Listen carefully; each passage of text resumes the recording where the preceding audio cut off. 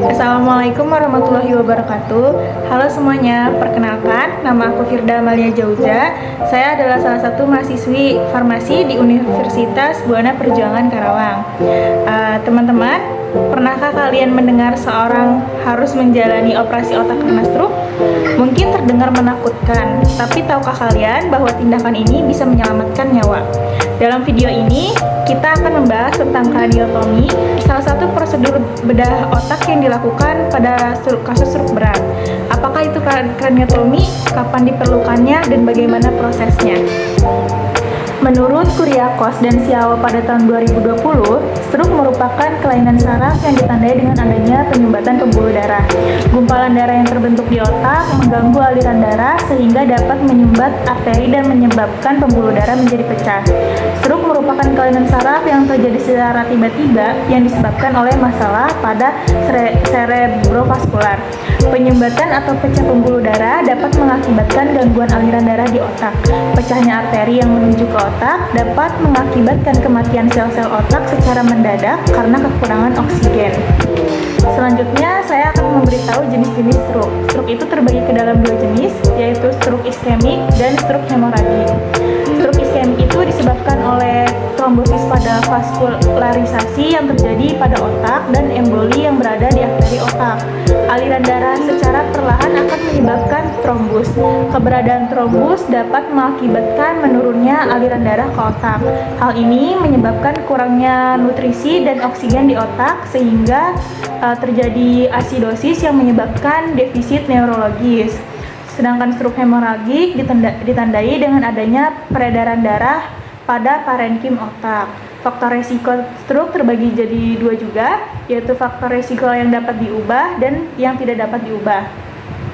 Untuk faktor resiko yang tidak dapat diubah adalah usia, jenis kelamin, etnis non-kulit putih, sedangkan faktor resiko yang dapat diubah adalah hipertensi, kebiasaan merokok, alkohol, dan diabetes. Selanjutnya ada tanda dan gejala. Tanda dan gejala klinis dari pasien yang memerlukan kraniotomi sangat bergantung pada penyebab utamanya.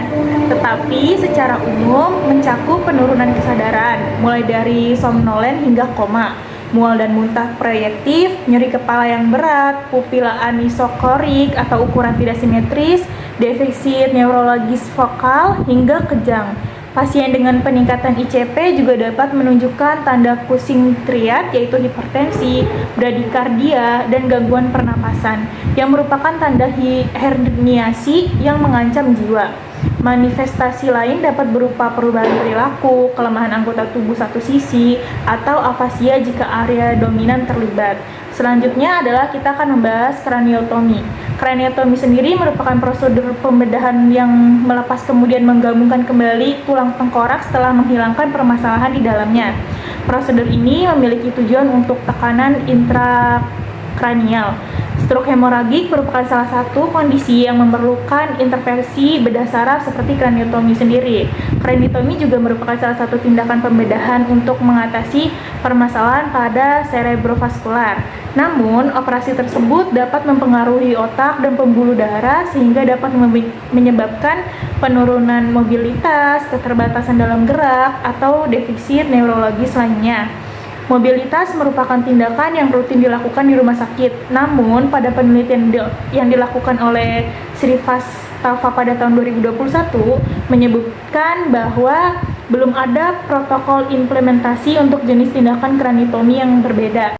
Selanjutnya adalah tata laksana. Teman-teman, ada yang tahu nggak apa itu tata laksana dari kraniotomi? Tata laksana dari kraniotomi sendiri dimulai dari stabilisasi awal pasien di IGD atau ICU dengan prinsip A, B, C, dan E. Terus selanjutnya menjaga jalan napas, ventilasi yang adekuat, dan sirkulasi. Jika peningkatan ICP tidak merespon manajemen medis seperti elevasi kepala, sedasi, hiperventilasi sementara, manitol atau hipertonik salin, maka kraniotomi dekompresif menjadi pilihan. Prosedur dilakukan oleh ahli bedah saraf, di mana bagian tulang kranium diangkat, biasanya temporoparietal atau frontotemporal. durameter dibuka, dan otak diberikan ruang untuk mengembang. Tulang yang dilepas disimpan secara steril dalam kondisi beku atau ditanam di jaringan subkutan perut untuk reimplantasi. Kemudian pasca operasi pasien dirawat intensif dengan monitoring ketat ICP, neurovital, keseimbangan cairan, serta pencegahan infeksi dan kejang. Setelah stabil, dilakukan kranioplasti, yaitu pemasangan kembali tulang atau protesis untuk menutup defek kranium. Selanjutnya adalah post-craniotomy. Setelah operasi, masa pemulihan pasca craniotomy memerlukan perawatan intensif dan pendekatan multidisipliner. Pasien umumnya dipantau di ruang ICU untuk mengawasi tanda-tanda vital, tekanan intratrakneal, dan status kesadaran secara berkala. Terapi obat anti kejang, antibiotik pencegah infeksi, dan diuretik untuk mengontrol edema sering diberikan sesuai kebutuhan.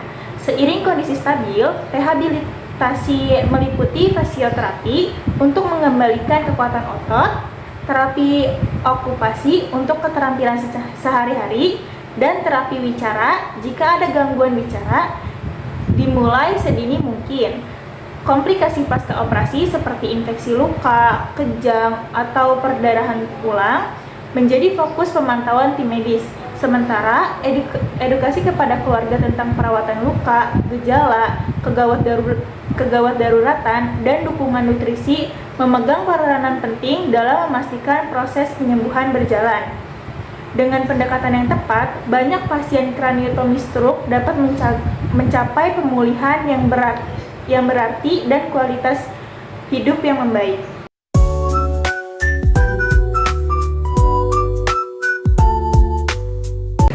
Karena satu keputusan cepat bisa membuat perbedaan besar, mari sebarkan pengetahuan, peduli pada sesama, dan bersama lawan stroke. Cukup sekian pemaparan materi terkait ketika stroke membutuhkan bedah otak, mengenal craniotomy dalam kasus stroke berat dari saya. Mohon maaf bila ada salah kata. Wassalamualaikum warahmatullahi wabarakatuh.